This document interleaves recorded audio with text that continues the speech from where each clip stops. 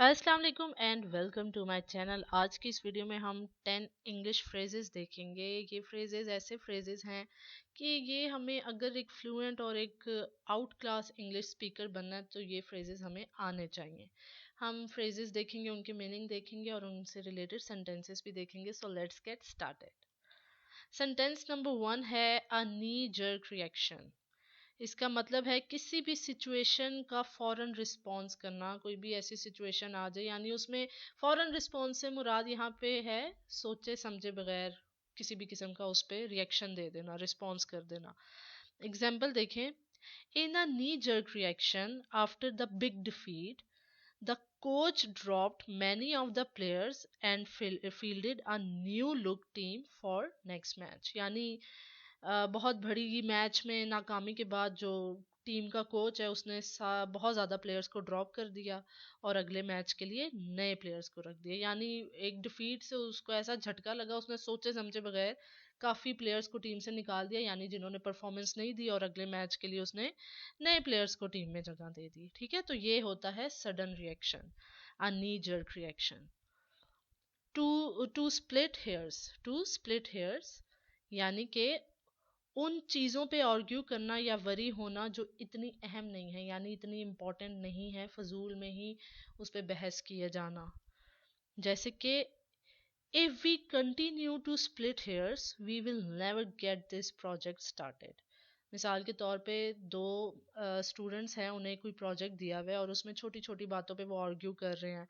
उन दोनों की अंडरस्टैंडिंग नहीं है जिस वजह से वो बार बार आर्ग्यू कर रहे हैं। वो बातें इतनी इंपॉर्टेंट नहीं है।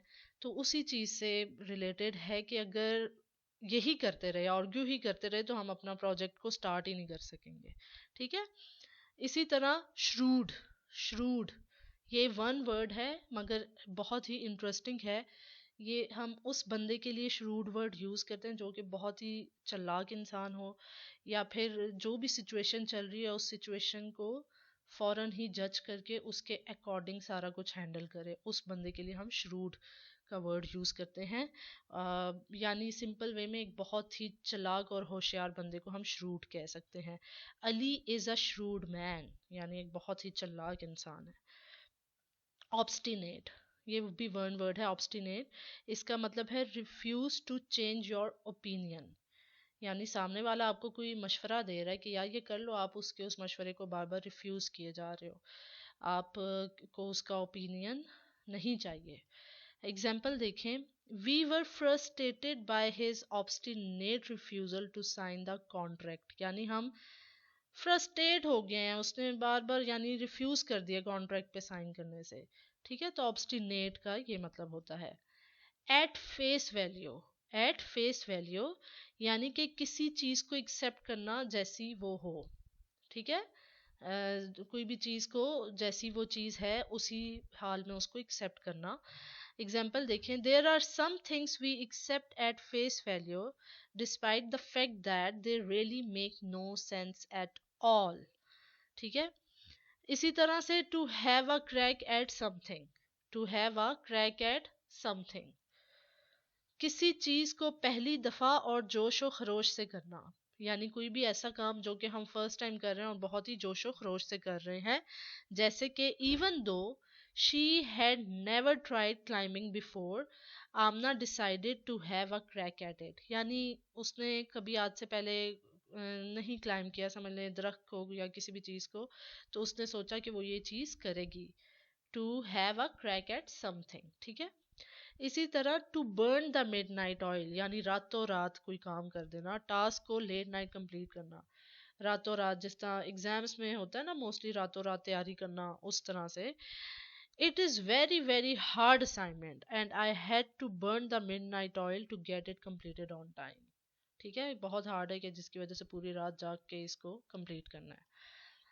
टू स्ट्राइक अ बैलेंस, यहाँ पे मैंने एग्जाम्पल दिए, इसका मतलब आप समझें। पहले मैं एग्जाम्पल बताती हूँ। Ali is trying to strike a balance between family life and her work. ठीक है, हिज वर्क। आमना अली है तो हिज वर्क होगा।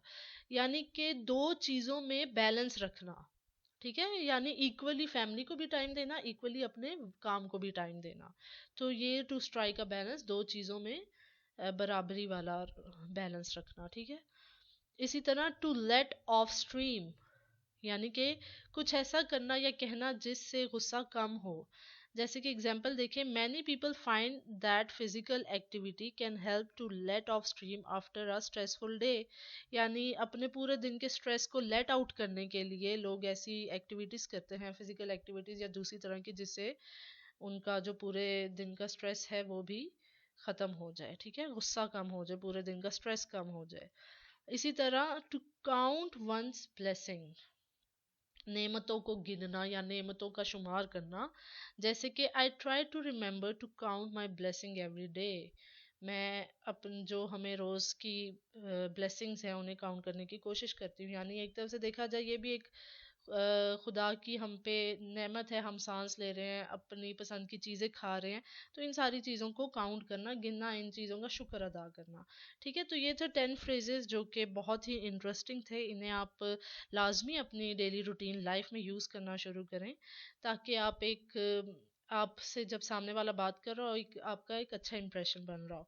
तो होपफुली वीडियो आपको पसंद आई होगी। वीडियो पसंद आई तो लाइक शेयर कर दीजिए। नेक्स्ट वीडियो में फिर से मुलाकात होगी। अपना बहुत सारा ख्याल रखिए। थैंक्स फॉर वॉचिंग एंड अल्लाह हाफिज़।